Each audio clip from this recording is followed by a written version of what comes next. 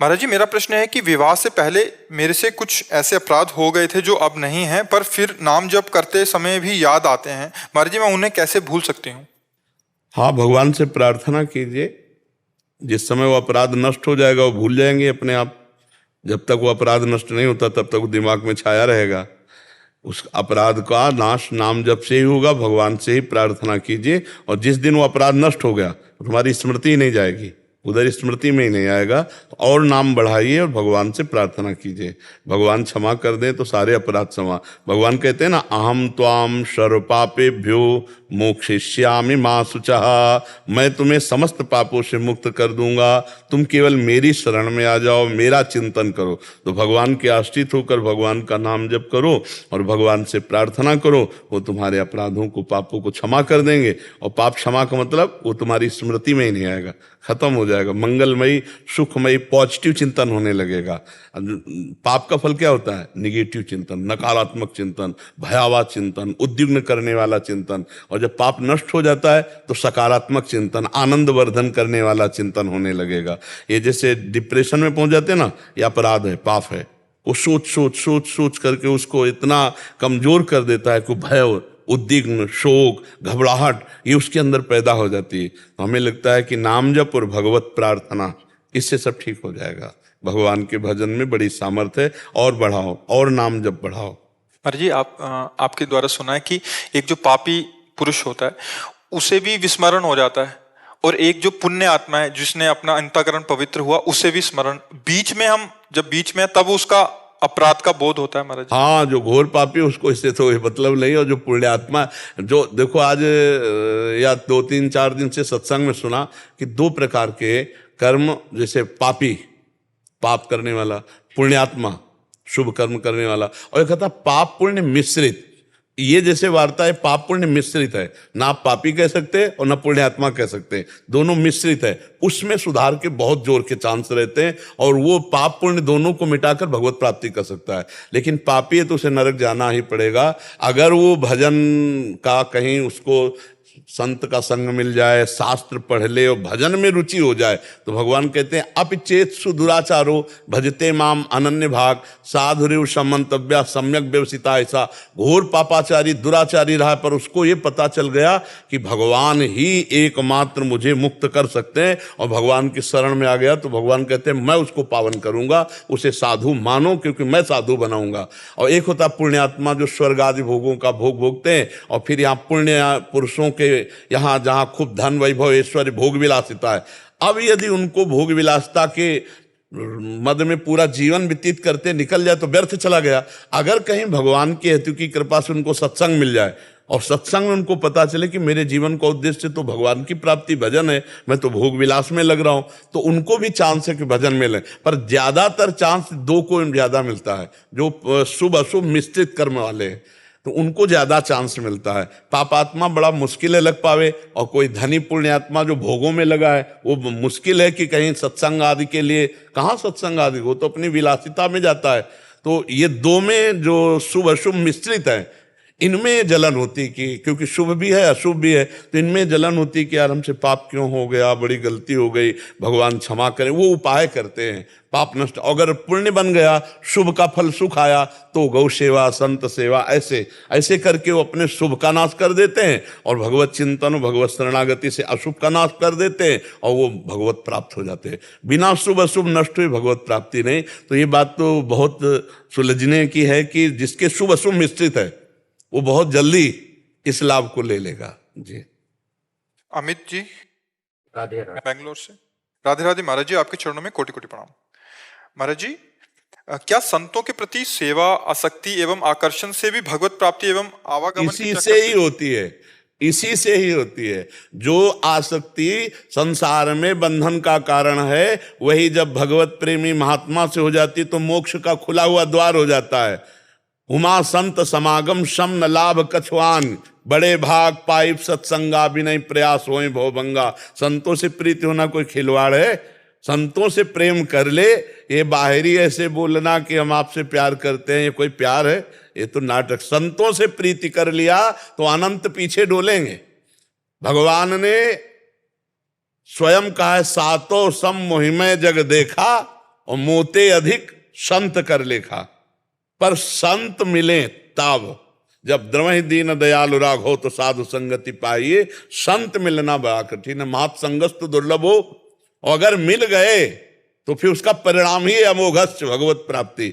भगवान के प्रेमी जन या आत्मबोध प्राप्त ज्ञानी जन, इनका मिलना साक्षात भगवान का मिलना है। ये मिल गए तो फिर और कोई जरूरत नहीं, उनके चरण पकड़ लो, उनके गले पड़ जाओ, उनकी आज्ञा पे चलो, बस पार हो गए।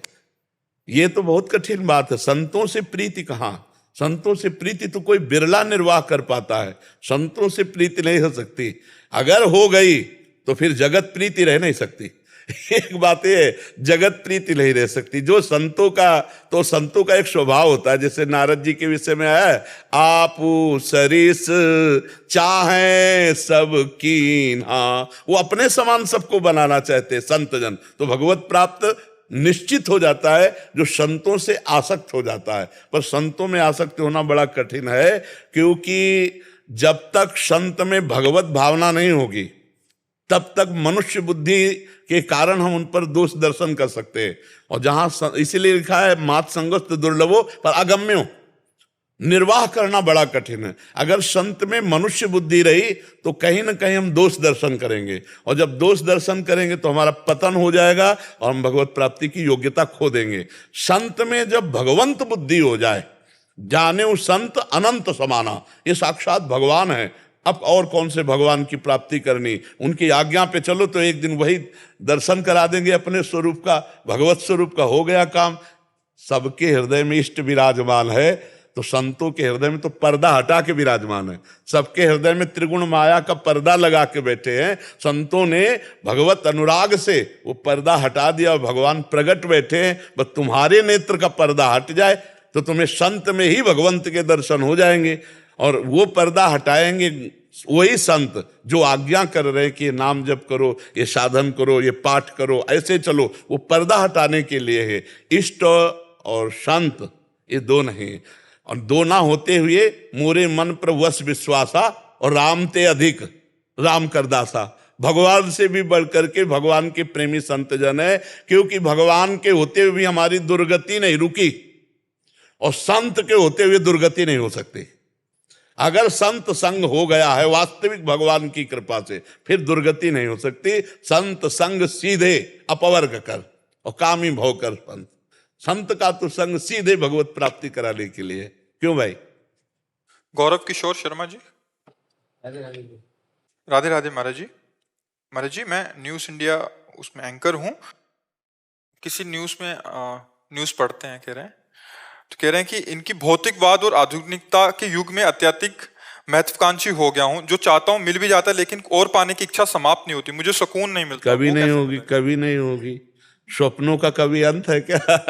कामनाओं का कभी अंत है क्या? किसका है? हाँ बच्चा, नहीं, इसको तो विवेक के द्वारा संभालिए, नहीं तो ओवर थिंकिंग ये इतनी बढ़ती चली जाएगी कि एक दिन डिप्रेशन में पहुंचा देगी। इसकी कभी शांति है? ये एक कामना पूर्ण होगी तो 4 खड़ी हो जाएंगी, 4 पूर्ण करोगे तो 8 खड़ी हो जाएंगी। आप मन की चाल को देखिए, ये कभी तृप्त हो जाए तो हमें बताओ? कभी नहीं। महाराज ययाति ने लिखा है कि विश्व के समस्त जौ धान्य, स्त्रियां, भोग सामग्री भगवत विमुख पुरुष को दे दिए जाए तो भी वो तृप्त नहीं हो सकता। इसलिए ओवर थिंकिंग को कंट्रोल में कीजिए। ये जो हमारी सोच है ना, ये जो नए नए सपने हैं ना, इनको शासन में लाइए। संतोष के द्वारा कामनाओं का शमन होता है, कामनाओं की पूर्ति के द्वारा लोभ बढ़ता है। समझ रहे ना? हाँ, ज्यादा विषयों में अगर बुद्धि जाएगी तो फिर परेशान हो जाओगे। आपके मकान से 100 गुना बड़ा मकान आपको दिखाई देगा, आपके रुपए से 100 गुना बड़ा रुपया। आप जलोगे, आप जलते रहोगे। इसलिए संतोष धारण करो। जथा लाभ संतोष सदा काहू सो कछु न चाहूंगो। अध्यात्म जरूरी है। बिना अध्यात्म के ये भौतिकवाद आग की तरह जला देता है। पक्का समझ लो बच्चा। हाँ, भौतिकवाद ये जला देगा। अब नाम जप करो, संतों का संग करो, शास्त्र स्वाध्याय करो, अध्यात्मवान बनो तो शांति मिलेगी। नहीं, बहुत बढ़िया गाड़ी में चल रहे हैं, फिल्मी गाना चल रहे हैं और इतनी रफ्तार चल रही है, 2 मिनट में खत्म। नहीं खत्म, उसी गाड़ी में आग लग गई, जिंदा जल गए। कितना भौतिकवाद तुम्हें जलाएगा। कामनाएं बढ़ती चली जाएंगी। अच्छा, ब्याह हुआ है? ना तो हाँ, तो अभी और तो स्वप्न देखोगे, बहुत बड़े बड़े स्वप्न। ब्याह हो जाता तो थोड़ा तो शासन में हाँ, तो नाम जप करो, भगवान के मार्ग में चलो। और ये आज का जो जमाने में चला है ना, लिव इन रिलेशन और गर्लफ्रेंड, ये इससे बचना बच्चा, इससे बचना, नहीं तो फिर जीवन बर्बाद हो जाएगा। हमारा ये भारत देश कर्म प्रधान धर्म प्रधान देश है, ये बेविचार वाला देश नहीं। ये बाहरी हवाएं आ गई हैं, गर्लफ्रेंड बॉयफ्रेंड, ब्रेकअप और फिर गर्लफ्रेंड और बॉयफ्रेंड। हाँ, बहुत बुरी बात है, बहुत गलत। हम कहते हैं दोस्त बनाना गलत नहीं है, दोस्त बनाओ, गंदे आचरण मत करो। तुम्हारी दोस्ती पक्की हो जाए, माता पिता से मिलो और पाणी ग्रहण संस्कार करो धर्मयुक्त, और फिर गृहस्थी में जाओ, बढ़िया है। स्कूल में पढ़ रहे हो, बच्चे बच्चे दोस्त, कोई बुरी बात नहीं, लेकिन बेविचार करो, गंदे आचरण करो, गंदे व्यसन करो, गंदे ये तो ठीक नहीं है। फिर इसमें क्या होगा कि जीवन की धारा ऐसे मोड़ में खड़ी हो जाएगी जहां केवल विनाश है, केवल विनाश है। हमारा शास्त्र कहता है, हाँ, कामा संजायते क्रोधा क्रोधा स्मृति विभ्रमा स्मृति भ्रंशात बुद्धिनाशो बुद्धिनाशात प्रणश्यति। प्रणश्यति मतलब विनाश, बुद्धि का नाश ही सर्वनाश कहा जाता है। तो बहुत ठीक से चलो, नाम जप करो, सत्संग सुनो और अध्यात्म की तरफ झुको।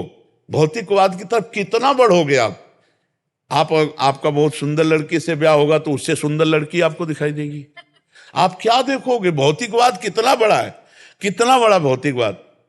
नहीं, अपनी सीमा को हाँ समझिए और जैसे भगवान रखें वैसे रहकर प्रसन्न रहना सीखिए, तभी आनंद की अनुभूति होगी। समझ रहे? आराधना शुक्ला जी, राधे राधे महाराज जी। महाराज जी, मेरे पति जब भी दर्शन को जाते हैं तो दर्शन का आधा लाभ मुझे भी स्वतः ही मिल जाता है, पर क्या हमारे दर्शन का लाभ हमारे माता पिता को भी प्राप्त? वो तब मिलेगा जब आप अर्धांगिनी भाव से रहेंगे, पति को भगवान मानकर आठों पैर उनकी रुचि में रुचि मिलाएंगे तब। ऐसा नहीं कि आप मनमानी आचरण करें और पति के धर्म और पुण्य कर्म का आप भागीदार बने। आप भागीदार तभी बनेंगे जब आप अर्धांगिनी आधांग जैसे होता है, उनकी रुचि में रुचि मिलाकर उनको भगवान मानकर उनकी आज्ञा के अनुसार, तो अब वो जो धर्म करेंगे उसका आधा भाग अपने आप आपको प्राप्त हो जाएगा।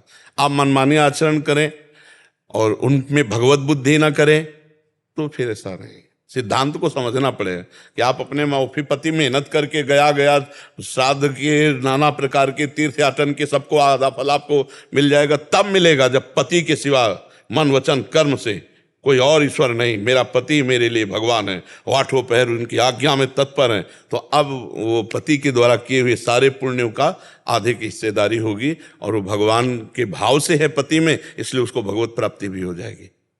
क्या कहना चाहते थे? इनका कहने का मतलब अगर पति पत्नी जाएं दोनों तो फिर माता पिता को भी दे सकते हैं उसका लाभ? हाँ, अपने द्वारा देखो, ये पुण्य और भजन ऐसी चीज है जैसे बैंक बैलेंस, आप किसी को भी ट्रांसफर कर सकते हो। आपके पास बैंक बैलेंस है, आप भारत में विश्व में किसी को भी ट्रांसफर कर सकते हो। तो आपने नाम जप किया, आप तीर्थ याटन गए, आप जो भी संत भंडारा किया, आप उसका संकल्प करवाएं ब्राह्मण के द्वारा और उससे दे दें कि मैं अमुक को देती हूँ, वो पहुंच जाएगा, उनके पास पहुंच जाएगा, पर वैदिक रीति से। ऐसे नहीं है कि बैंक में एक रीति है, उसी रीति से आप ट्रांसफर कर सकते हो। तो ऐसे ही वैदिक रीति है, ब्राह्मण के द्वारा संकल्प करवाइए और जो किया हुआ अनुष्ठान है उसका उच्चारण कीजिए और जिसको देना है उसका नाम उच्चारण कीजिए, वो संकल्प करेगा, वो वहां पहुंच जाएगा। ये भजन आदि रुपया समझो, भागवतिक रुपया जहां ट्रांसफर करो वहां पहुंच जाएगा। आशुतोष मिश्रा जी, बरेली से। जय श्री राम।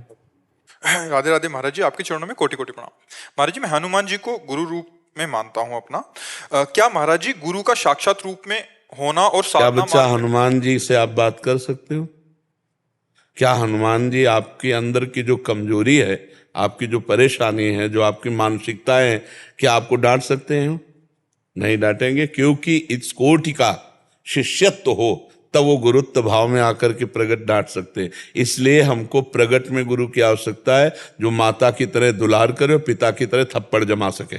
हमारा अहंकार, हमारी मलिन वासना, तब हम जिंदगी में भगवान से एक बात मांगी थी कि मुझे ऐसे समर्थ सदगुरु मिले जिससे मैं भयभीत हो जाऊं। नहीं, हम कहीं भयभीत नहीं हुए। कितना भी कष्टप्रद, कैसी भी परिस्थिति, कैसा भी, हमें भय नहीं लगा, कभी कहीं भय नहीं लगा। आज भी शरीर की स्थिति है, इतना कष्टप्रद शरीर है अब भी वर्तमान में, ये सब सूझे हुए हैं, फिर हर कष्ट, लेकिन लड़ना सीखा है जिंदगी भर, हर परिस्थिति में कदम आगे बढ़ाना। तो हमने मांगा था कि हमें अहंकार रहित करने के लिए जब सदगुरु प्राप्त हो तो मुझे सदगुरु से डर लगे, ऐसे मुझे सदगुरु प्राप्त हो। तो हमें ऐसे सदगुरु प्राप्त हुए जो कभी आंख नहीं दिखाई, लेकिन इतना डरते हैं हम कि मृत्यु से भी हमें डर नहीं लगता। इतना गुरुदेव के सामने जाते एकदम शांत, और पूरा एकसरा हमारा हमारे ही नेत्रों में हो जाएगा कि कहीं कोई त्रुटि तो नहीं है, कहीं कोई धर्म विरुद्ध बात तो नहीं है। तो ऐसे हमें प्रगट में गुरुदेव चाहिए, जिनकी डांट से हम सुधर सके, जिनकी चरण रज के प्रताप से हमारा अहंकार नष्ट हो सके, और जिनको हम माँ की तरह दुलार करते पाएं और पिता की तरह शासन करते पाएं। ऐसे गुरुदेव की प्रगट आवश्यकता है। तुम तो एक मनुष्य बालक हो, जब सच्चिदानंद बालक रूप धारण करते हैं तो वो भी गुरु का वर्ण करते हैं। संदीपनी जी ऊंचे आसन पे बैठते हैं, और जिनकी श्वासों से वेदों का प्रादुर्भाव हुआ वो भगवान नीचे बैठकर विद्या अध्ययन करते हैं। ऐसे ही वशिष्ठ जी ऊपर आसन पर बैठते हैं और भगवान श्री राम नीचे बैठ करके विद्या अध्ययन करते हैं। जब परब्रह्म परमात्मा अवतार लेता है तब गुरु का वर्ण करता है। तो मनुष्य क्या चीज है? मनुष्य बिना गुरु के सच्चिदानंद को कैसे प्राप्त कर सकता है? समझ पा रहे हो आप? महाराज जी, क्या हनुमान जी से भी प्रार्थना कर सकते हैं कि आप ही गुरु रूप? वो गुरु मिला देंगे, वो गुरु मिला देंगे, क्योंकि हनुमान जी की वाणी और हनुमान जी की जैसे रूप गुरु को सहने की क्षमता नहीं है। हमको चाहिए मनुष्य रूप में, हमारी भाषा में, हमारी दृष्टि में, तब हम पढ़। नहीं तो गीता जी भगवान की वाणी और श्री कृष्ण गुरु हैं, पढ़ लो और परब्रह्म की प्राप्ति कर लो। नहीं, गीता में ही भगवान ने कहा कि जाओ और किसी महापुरुष के चरणों में प्रणिपातेन च प्रश्नया, वहां से उनके शरणागत हो और उनसे प्रश्न करो। अर्जुन जी को आदेश कर रहे हैं भगवान। और गीता जी तब तक शुरू नहीं हुई जब तक अर्जुन ने ये नहीं कहा मैं आपका शिष्य हूं, शरणागत हूं। शिष्यस्ते हम साधिमाम प्रपन्नम, प्रपन्नम माने शरणागत, शिष्य और शरणागत दो भाव से फिर गीता जी का प्रादुर्भाव होता है। तो बिना गुरु भाव प्रगट किए किसी प्रगट रूप में हमें तो नहीं लगता। आज तक भगवान दत्तात्रेय जी अवधूत थे, 24 गुरुओं का वर्ण किया। क्यों? क्योंकि भगवान है, उनको किसकी जरूरत है? उनको कुछ जानना है क्या? जितने भी भगवान के रूप अवतरित हुए सबने अपने गुरु का वर्ण किया। भगवान परशुराम तो भगवान शंकर गुरुदेव बने, भगवान राम तो वशिष्ठ जी, विश्वामित्र जी आदि, भगवान श्री कृष्ण तो संदीपनी जी। जगह जगह भगवान ने ये गुरु महिमा प्रकाशित की है। और ये हमारा विश्वास है कि बिना गुरुदेव की कृपा के साधन कितना भी कर लो, अहंकार नष्ट नहीं होगा। और जब गुरु कृपा हो जाती है, अहंकार नष्ट हो जाता है, तो पतित को भी भगवान पावन करके मिल जाते। पक्की बात। हम तो एक शब्द में कहेंगे, गुरु कृपा ही केवलम। गुरुदेव की कृपा से ही जीव का निस्तार होता है। हम अपने हृदय की बात कहते हैं, खूब साधन सब ऐसे, पर जो बात गुरु कृपा से बनी वो कहीं नहीं बनी। निर्विकार होना, भगवत प्राप्ति होना, शुद्ध तत्व ज्ञान होना, ये गुरु कृपा ही केवलम, गुरु कृपा से होगा। जब तक गुरुदेव नहीं मिल जाते महाराज। हाँ, तब तक भाव करते रहिए, क्योंकि हम डायरेक्ट हनुमान जी की बात नहीं समझ सकते। हम डायरेक्ट अपनी बात हनुमान जी को कह रहे हैं तो क्या सुन रहे हैं? हमें ऐसा अनुभव हो रहा है? क्या हमें हनुमान जी की बात पर अनुभव हो रहा है कि हनुमान जी हमसे बात कर रहे हैं? जब हमारा और गुरु का सीधे, तब बात बनती है। तो भगवान ने भी प्रगट में जब ऐसा किया तो हमें प्रगट में ऐसा करना चाहिए। अब जैसे कोई कह दे कि हम ललितादि सखियों को गुरु बनाकर और निकुंज में प्रवेश पा जाएंगे, तो फिर ललितादि सखियां जो अवतरी हुई आचार्य के रूप में, फिर उसका महत्व क्या रहा? ऐसे ललिता जी की बात हम समझ पाएंगे? अब समझ पाएंगे स्वामी जी की शरण में हो, हरिदास जी की, और उनकी वाणी पढ़ो, उनके उपदेश पढ़ो, उनके अनुयायियों के चरण संग करो, चरण रज माथे पे धारण करके संग करो। अब ललिता जी की बात समझ में आ जाएगी। तो आचार्य जितने अवतरित हुए हैं वो भगवान ही तो अवतरित हुए हैं। तो हमें आचार्यों की शरण में होकर के तब उस उपासना का रंग आएगा। बच्चा समझ रहे हैं? तब तक हनुमान जी को गुरु मानो, हनुमान जी से कहो कि हमें मनुष्य रूप में मिलो और हमको उपदेश करो, हमको स्वीकार करो। तो विविध रूप उनके, कोई रूप धर करके स्वीकार कर लेंगे। सीधे हनुमान जी की भाषा हम नहीं समझ पाएंगे। श्री हनुमान जी की भाषा सीधे नहीं समझ सकते। हनुमान जी का तेज सीधे सहन करने की सामर्थ्य नहीं। हम मनुष्य हैं, हनुमान जी का तेज नहीं सहन किया। हनुमान जी सामने बैठकर उपदेश करें, हम श्रवण कर सके, इतनी बड़ी सामर्थ्य नहीं। भीम जी वायुपुत्र हैं, हनुमान जी के भाई ही हैं, कांप गए थे। जे हुई अपना स्वरूप प्रकाशित किया, तो वो गुरु हैं, सबके गुरु हैं। पर उनसे प्रार्थना करें कि हमारी क्षमता के हमारे सामने रूप रख करके आप आओ। तो बंदो गुरुपद कंज कृपा सिंधु नर रूप हरि महामोह तम पुंज जासु वचन रवि कर निकर। आज तक जितने भी सिद्ध महापुरुष हुए सब गुरु कृपा पात्र है। आप देखो वो पूज्य श्री सीताराम ओंकारनाथ जी महाराज अपने गुरु की कितनी उपासना की चरण पादुका हर समय छाती में बांधे रहते, इतने सिद्ध महापुरुष हुए बिना गुरु के। जे गुरुपद अंबुज अनुरागी ते लोकहु बेदहु बड़ भागी। जे गुरु चरण रेणु सिर धरही ते जन सकल विभव बस करे। बिना गुरु के ना तो ब्रह्म बोध होता है, ना भगवत प्रेम होता है, ना इस संसार समुद्र से पार होता है। हमारे शास्त्रों का ये अनुभव है। हम भगवान को गुरु बना करके, भगवान हमें डांटने नहीं आएंगे, लेकिन गुरु को भगवान मान करके तो हमें गुरुदेव डांटते भी हैं, हमें समझाते भी हैं, हमें संभालते भी हैं, हमें सजाते भी हैं। जैसे गुरुर ब्रह्मा, ब्रह्मा का काम है सृजन करना, सृष्टि रचना। गुरु ने हमारे हृदय में सद्गुणों की सृष्टि रच दी। गुरुर विष्णु, विष्णु भगवान का कार्य पालन करना। तो हमारे गुरुदेव भगवान ने जो सृष्टि रची ब्रह्मा बनकर सद्गुणों की, उनकी रक्षा भी की, उनका पोषण भी किया। और गुरुदेव महेश्वरा, महेश्वर का काम है विनाश। गुरु ने हमारे सारे दुर्गुणों का विनाश कर दिया। तो गुरुर ब्रह्मा, गुरुर विष्णु, गुरुदेव महेश्वरा, और गुरु साक्षात परब्रह्म तस्मै श्री गुरुवे नमः। और जब अनुभव हुआ तो यही लगा कि जो गुरुदेव वही इष्ट, जो इष्ट वही गुरुदेव, कोई अंतर नहीं। वही परब्रह्म परमात्मा तत्व ही गुरुदेव रूप में बैठा है। हमारा जो शास्त्रीय सिद्धांत है, जो भागवतिक मार्ग है, वो ऐसा है जी। बहुत चाह लगे आपके दर्शन करने को लोगों को। क्या आपने ऐसा जो है इस संप्रदाय को क्या है, कहाँ से कहाँ वो कर? महाराज जी बस तिनके का कोई बल नहीं, बल तो वायु का है। जो वायु तिनके को उड़ा रही है, अगर तिनका सोचे कि हम बहुत उड़ रहे हैं, नहीं नहीं, तिनके के कोई पर नहीं होते, वायु के प्रवाह से उड़ रहा है। ऐसे ही भगवान की कृपा, लाडली लाल की कृपा ही चला रही है। अगर हमारे पूछो तो दोनों किडनी फेल, हम किसी लायक नहीं हैं, पर उनकी कृपा, कृपा से कहो कृपा से कहा न होई। कृपा से जो मूक है वो वेद पढ़ दे, कृपा से लूला लंगड़ा पहाड़ चढ़ जाए, है ना। उन्हीं की बस कृपा।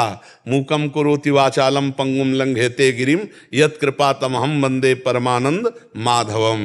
बस कृपा, कृपा, लाडली लाल की कृपा। सबे अंग गुणहीन हो ताको जतन न कोई, एक किशोरी कृपाते जो कछ हो। सोऊ कृपाते सुलभ नहीं ताको कौन उपाव, चरण शरण हरिवंश की सहजय बले जी। तो महाराज जी, जैसे मनुष्य के कल्याण के तो बहुत सारे साधन हैं और बहुत सारे मार्ग हैं, पर जिस तरह से आज जीव जंतु पे इतना अत्याचार हो के उनको खा रहे हैं, रोग सब कर रहे हैं, तो इनके कल्याण का क्या उपाय है महाराज? इनका कल्याण समय, काल सबसे बड़ा बलवान है।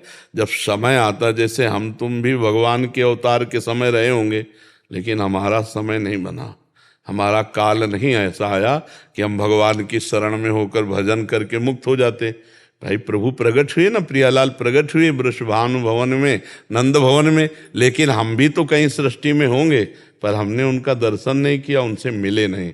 अब हमको अवसर मिला है, तो ऐसे ही हर जीव को भगवान अवसर देते हैं। संस्कृति मांझ बरियाई के पायो, मानुष देह वृथा कत डारत। आज जो अपने कर्मों का फल जीव भोग रहे हैं, इनको भी भगवान अवसर देंगे। जैसे हमें आपको अवसर मिला है, अब हम आप डट के भजन करें और अपने भजन का फल इन जीवों को दे दें, तो इनका मंगल हो जाएगा, हमें भगवत प्राप्ति हो जाएगी। हम जब किसी को अपना भजन दान करते हैं तो इसका भी तो फल होता है, इसका भी फल होता है, इसका फल होता है भगवान की प्राप्ति।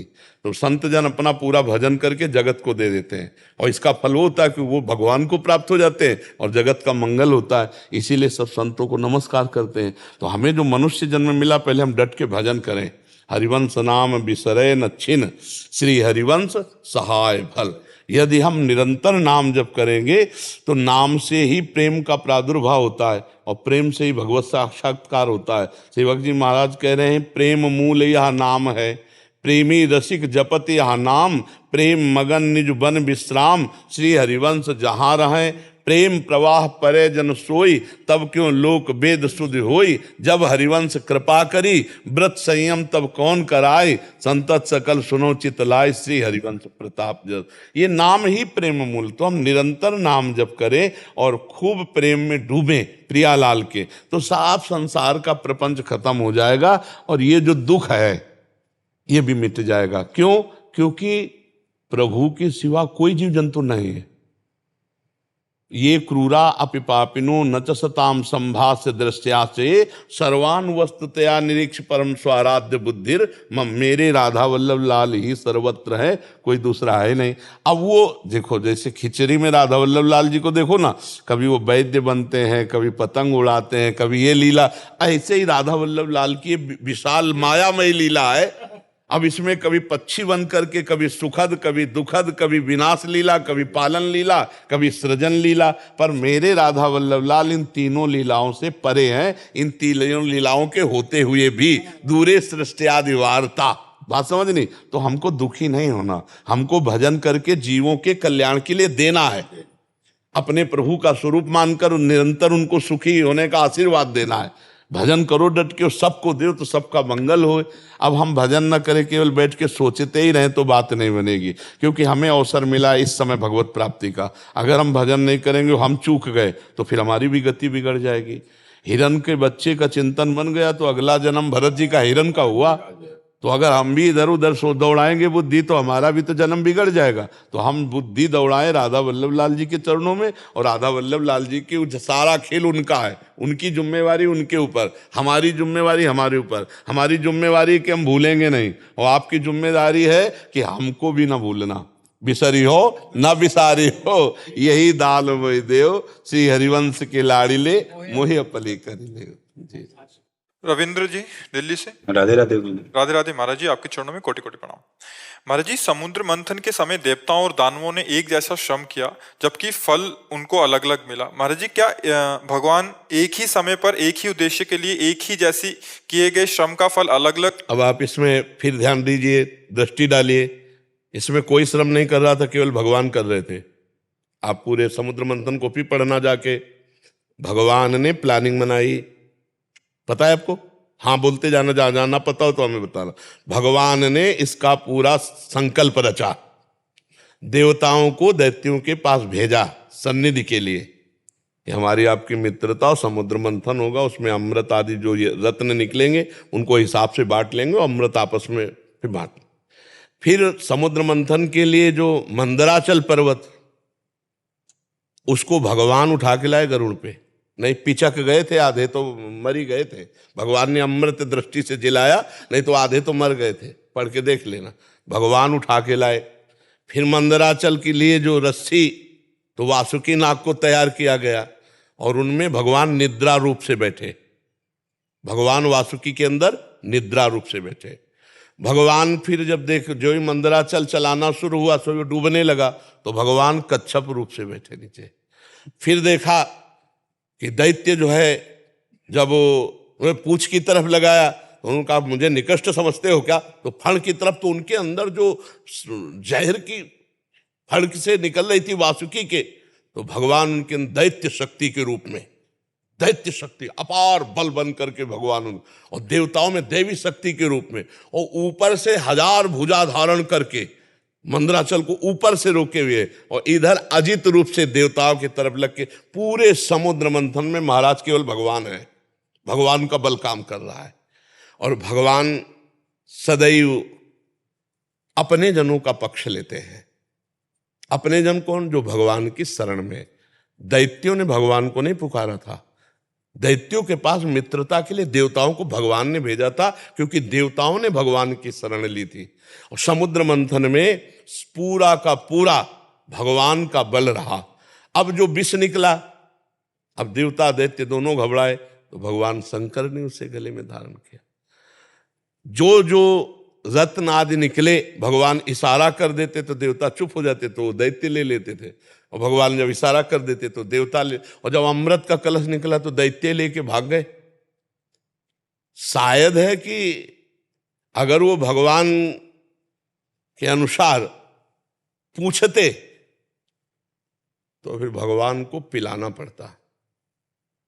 अगर वो लेके ना भागते, आसुरी प्रवृत्ति ना दिखाते और ये रख देते कि हे केशव हे हरि अब आप ही निर्णय करो, तो फिर दोनों को पिलाना होता भगवान को, क्योंकि उस समय भगवान फिर भेद नहीं करते।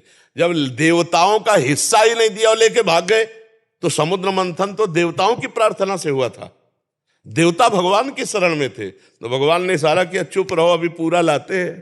तो फिर वो रूप जो रखा, छैल छबीला मोहिनी रूप, और मोहिनी रूप रख के जो ही बीच में पहुंचे, सो हाथ में अमृत है भूल गए, देखते ही रह गए भगवान का रूप। और भगवान ने जे मुस्कुराया, देख लो ऐसा रूप भगवान का है, जो ही मुस्कुराया तो उन्होंने कहा ले अमृत का कलश कहला नहीं। और भगवान कह रहे कि देख लो मैं किसी की नहीं होती, मेरे पे विश्वास मत करो, और मुस्कुरा दिया।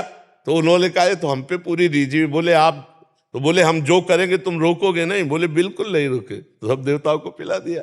बीच में वो एक राहु रहा, वो उसने जब ऐसे देखा कि पूरा कलश तो औंधने वाला है और भगवान है ये, फिर भगवान ने सुदर्शन चक्र, तो वही चंद्रमा और सूर्य का ग्रहण पड़ता है उसी से। तो इसमें मुख्य भगवान की शरणागत की बात है। देवता भगवान की शरण में हुए, अमृत प्राप्ति के लिए भगवान ने समुद्र मंथन किया। अगर वो दैत्य आसुरी प्रवृत्ति दिखा के लेके ना भागते, तो फिर भगवान को निर्णय करना पड़ता, फिर आधा पर वो लेके भाग गए तो वो तो छल किए ना, तो भगवान उनसे ज्यादा गुरु बड़ा भारी छल कर दिया कि वो देखते ही रह गए, एक बूंद नहीं पिलाया। तो ये भगवान की शरणागति का पक्षपात है। वैसे भगवान समूहम सर्वभूतेषु।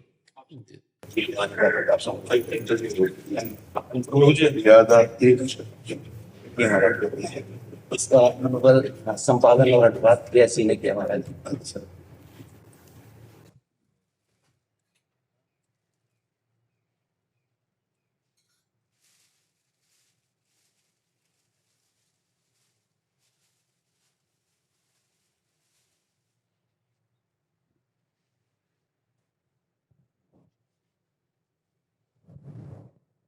नयो नयो नेह द्रवत द्रवत नव नव है रूप, नयो नयो रंग द्रवत द्रवत नव सुरस अनूप, नव लावण्यता द्रवत नवल आसक्ति पगन है, नई नई छवि द्रवत नवल ही ललक सघन है, नयो नयो नेह द्रवत द्रवत नव नव है रूप है।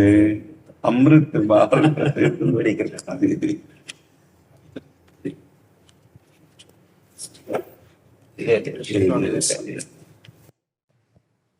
स्वागतम नमो नारायण। आप महाराज जी को वस्त्र धारण करो। देखो महाराज ये श्री जी का प्रसाद, प्रसाद के लिए कहाँ मना है? प्रसाद तो प्रसाद। आप विराजिए, आप विराजिए। वृंदावन लौटे थे तो राधा वल्लभ जी के दर्शन हुए। महाप्रभु जी ने कहा कि नहीं आप उनसे मिलके जाना, वैसे नहीं जाना। हेतु की कृपा आपकी, हेतु की कृपा। जो प्रभु मोहि अनुग्रह की ना, तो तुम आई दरस हठ दीना। अनुग्रह किया आपने, दर्शन दिया ना। करने वाले हम तो संतों के चरणों के रज बने हुए फिर से हैं। ये महानता होती संतों की। आपको बहुत बार सुना, सौभाग्य आज प्रभु ने दिया कि आपके दर्शन हो जाए। एक विनती है, भय रहित भक्ति कैसे हो, ये सबके लिए एक बार आप जरूर बताएं। जब तक द्वैत है तब तक भय बना ही रहेगा। चाहे आप ज्ञान वृत्ति से देखिए और चाहे आप भगवत वृत्ति से देखिए। ज्ञान वृत्ति में है जो मैं है वही सर्वत्र है, जो सर्वत्र है वही मैं है। और भक्ति में है जो तू है वही सर्वत्र है, और जो सर्वत्र है तो तू यहाँ भी है, कहाँ नहीं है। तो जहाँ प्रभु हैं वहाँ भय कहाँ है, और जब तक प्रभु नहीं है तब तक भय ही भय है। शरणागत में निर्भय, निश्चिंतता, निशोकता, संशय रहित और प्रतिकूल भावना का त्याग, ये अपने आप आ जाता है। जो भक्ति है, जब तक भगवान का सर्वत्र दर्शन नहीं करती तब तक वो भक्ति समर्था नहीं है। वो समर्था नहीं, प्रारंभिक भक्ति हो सकती है। समर्था भक्ति का स्वरूप यही है, मत्तः परतरम नान्यत किंचिदस्ति धनंजय, मेरे सिवा किंचन मात्र कुछ और नहीं है। तो भय किसका? फिर भय किसका हो सकता है? सो अनन्य गति जाके असमति न टरे हनुमंत, मैं सेवक सचराचर रूप स्वामी भगवंत। फिर भय किससे? भय तब होता है जब प्रभु से विलग हमें कुछ और दिखाई देता है, और जब तक विलग कुछ और दिखाई देता है तब तक भक्ति का रंग नहीं चढ़ा। उमा जे राम चरण रथ विगत काम मद को निज प्रभु में देखें जगत। जब निज प्रभु में देखें जगत, पर शर्त है काम क्रोध मद लोभ मद मत्सर्य जब तक हमारे अंदर बैठे हैं तब तक हमें व्यक्ति का दर्शन होगा, समष्टि प्रभु का नहीं। षड विकार जित अनघ अकामा, जो 6 विकारों पर विजय प्राप्त कर ले, श्री वाल्मीकि जी महाराज कहते, काम क्रोध मद मान न मोहा, लोभ न क्षोभ राग नहीं द्रोहा, जिनके कपट दंभ नहीं माया, तिनके हृदय बसहु रघुराया। और जब प्रभु यहाँ प्रकट हो जाते हैं तो चश्मा बदल जाता है। जिधर देखे जड़ चेतन जग जीव जत, सकल राम मैं जान। तो भय का अवसर तब होता है जब हम प्रभु से बिलग कोई वस्तु व्यक्ति स्थान देखते हैं, और जब सर्वत्र अपने प्रीतम को देखते हैं तो भय कैसा? प्रीतम से भय नहीं रहता। और प्रीतम हमारे मृत्यु भी हैं, सर्वस्व हरण करने वालों में मैं मृत्यु हूं। तो फिर भक्त को मरने से सब जग डरा मेरो मन आनंद, कब मरियो कब भेटियो पूरन परमानंद। वो मृत्यु में भी महामहोत्सव देखता है, तो फिर भय का तो कोई अवसर ही नहीं रहता। हाँ, एक भय सबके ऊपर रहता है, अचानक का भय। विचार भय भक्त में नहीं होता, न ज्ञानी में होता है। अचानक भय, जैसे अभी कोई कीक दे, अभी कोई वस्तु गिरे, ये भय सब में रहेगा। इससे नहीं पता चलेगा कि ये ब्रह्मबोध है या नहीं है, इससे कोई परीक्षा नहीं। विचार का भय नहीं रहेगा। अचानक भय, जैसे अभी कोई एक आवाज आ जाए, कोई ऐसे वस्तु गिर जाए, कोई अचानक, तो ऐसे सब कोई हो जाएगा। उसका मतलब है ये अचानक का भय स्वाभाविक प्रवृत्ति है। लेकिन ज्ञानी और भक्त को विचार का भय नहीं होता। विचार का भय नष्ट हो जाता है, ये भक्ति का रंग चढ़ता है जब द्वैत भाव नष्ट हो जाता है। द्वैत भक्ति में जो लोग ये समझते हो कि अविद्याजनक द्वैत है, नहीं। एक सवाल में एक ही बचे तो पूरा सही सवाल हुआ। जैसे ज्ञानी है तो पूरा ज्ञान का स्वरूप एको ब्रह्म द्वितीयो नास्ति। ऐसे भक्ति में है, ब्रह्म नहीं, माया नहीं, नहीं जीव नहीं काल, अपनी उसु दिनारे एक रहो नंदलाल। सवाल हल हो गया, एक रहो नंदलाल, जित देखो तित श्याममयी, वासुदेवा सर्वम, बात बन गई। भय किससे? भय तब होता है जब प्रभु से विलग कुछ दिखाई देता है, और विलग दिखाई देना ही अज्ञान है। और अज्ञान अविद्या युक्त भय शोक चिंता उद्वेग ये बना ही रहता है। और जब ये अज्ञान नष्ट हो जाता है तो निश्चिंतता, निशोकता, संशय रहित निर्भयता, ये दैवी संपदा उसके अंदर जागृत हो जाती है। आप बैठे रहिए, आप बैठे रहिए।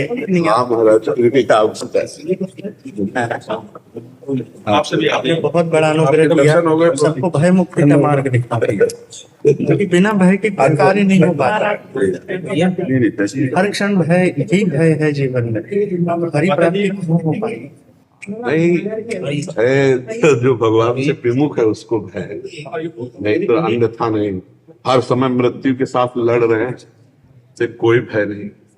हाँ, बस भय नाम की चीज अगर ना निकली तो हमारे बाबा बनने को मन बन गया। हाँ, स्वयं भय मुक्त और सैकड़ों को भय मुक्त, निराश के अंदर ऐसा आनंद भर देना, उत्साह भर देना कि वो लड़ सके संसार से। हम लोग सच्चिदानंद स्वरूप हैं, सच्चिदानंद के पार्षद हैं। ये पार्थिव शरीर को लेकर हर्षित या शोकित होना नहीं। ना अग्नि अस्त्र में इतनी सामर्थ्य, ना वरुणास्त्र में, न वायवास्त्र में कि वो हमें क्षोभ पैदा कर सके। तो हमारा स्वरूप जो है वो बस समझ ले तो फिर भय मुक्त ही है ना। तो फिर आप अपने लोग तो समझेंगे ना इस बात को, और भयभीत नहीं होना, कभी भयभीत नहीं। भय शब्द जीवन में नहीं। हम भगवान के पार्षद हैं। अविनाशी नैनम छिन्दन्ति शस्त्राणि नैनम दहाति पावका न चैनम क्लेदेन त्यापो न शोष्यति मारुता। फिर मुझे भय क्या? और ये मरने वाला इसे मरेगा, चाहे गोली से मरे या अपनी मौत मरे, मरना तो है और निश्चित है, वो समय निश्चित है। फिर क्या खुला छाती करके टहलो, क्या परेशानी? एक ही बार तो होगा। जो विधना ने लिख दिया छठी राव के अंक, राई घटे न तिल बढ़े रहुरे जीव नितंक। एकदम निर्भय, वर्दी ही फटेगी, पहनने वाला नहीं, है नहीं। अब इसको तो फटना है भैया, वह चाहे जितना संभाल के रखो तो मरेगा। मरण धर्मा है और अविनाशी को कोई मार नहीं सकता। मुझ अविनाशी में अब कोई भय नहीं। भय इस विनाशी को लेकर के है, इसलिए इसी से आप संत आश्रय लेकर शरीर राग से मुक्त हुआ जाता है। तो आप खूब भगवान नाम, भगवत महिमा, आत्मस्वरूप का बोध हमारे जगत को जा करके प्रदान कीजिए, जिससे शरीराभिमान, शरीर भोगों की वासनाओं में जल रहा है संसार। तो आप संतों की कृपा प्रसाद से ही वो मुक्त हो सकता है। धर्मेंद्र कुमार जी दिल्ली से। राधे राधे महाराज जी राधे राधे, आपके चरणों में कोटि कोटि प्रणाम। महाराज जी मैं लगभग 2 वर्षों से आपके बताए मार्ग पर चलने का प्रयत्न कर रहा हूँ और श्री जी की बहुत कृपा का अनुभव कर रहा हूँ। महाराज जी जैसे कि आप कहते हैं कि यदि प्राणी ग्रहण ना हुआ हो, वो व्यक्ति तस्वीर बदल बदल कर देख लेता है। मैं भी ऐसा ही कर रहा हूँ। सोमवार को शिव जी जल चढ़ाना, मंगलवार को हनुमान जी को पूजा करना, बृहस्पति को साईं बाबा, ऐसे करके प्रभु जी और पूरे हफ्ते का बताया उन्होंने। महाराज जी भगवान शिव की प्रेरणा से राम नाम का जप करता हूँ और रामचित मानस का अध्ययन करता हूँ। प्रभु जी अभी तक भगवान में प्रीति नहीं हो रही। प्रभु मुझे इस ऐसे को एक तस्वीर में स्थित कर ऐसे करते रहो। एक घटना घटेगी जब आपका हृदय एकदम एकाग्र हो जाएगा, आपको नहीं करना, तब आप मानोगे कि भगवान आपकी पूजा स्वीकार करके आपको मार्ग दे रहे हैं। जब आपको खुद अनुभव होगा कि मैंने नहीं किया, मैंने चयन नहीं किया, मेरे दिमाग में छा गया है, अब जो छा जाए वो फिर भागवतिक होगा। अभी अपने मन से विचार करके इनको छोड़ना, उनको छोड़ना, ये सब जैसे चल रहे हो वैसे चलो। अचानक मोड़ आएगा और वो मोड़ आपको ऐसी जगह खड़ा कर देगा जहां आप हट ही नहीं सकते। बस ऐसे चलो, ठीक है। आप बिल्कुल चिंता न करो, कोई गलत काम तो कर नहीं रहे, कोई पापाचरण तो कर नहीं रहे, भगवान की आराधना कर रहे हो, वो आपको खुद उसी मोड़ पे खड़ा कर देगा। ये हमने अपने जीवन को देखा है। आपको नहीं, आप करोगे तो आपके अंदर चलती रहेगी कि यार अमुक उपासना छोड़ दी, हम तो शुक्रवार को तो ऐसा करते थे, शनिवार को ऐसे करते रहो। एकदम झटका लगेगा और वो एकदम आपको ऐसी उपासना में खड़ा कर देगा जहां दोबारा सोचने की भी बात नहीं आएगी। कट्टर अनन्य शिव पार्वती के उपासक, कट्टर अनन्य मतलब कट्टर समझते हो, स्वप्न में भी किसी की तरफ और झांकना नहीं, देखना नहीं। काशी के घाटों में बाबा विश्वनाथ जी के और ऐसा खेल खेला कि अनन्य श्यामा श्याम के, श्यामा श्याम के, अब आप कह सकते हो कट्टर अनन्य श्यामा श्याम के। वो खेल उनका है, ऐसे रहो, वो सब संभाल लेंगे, ठीक है ना जी।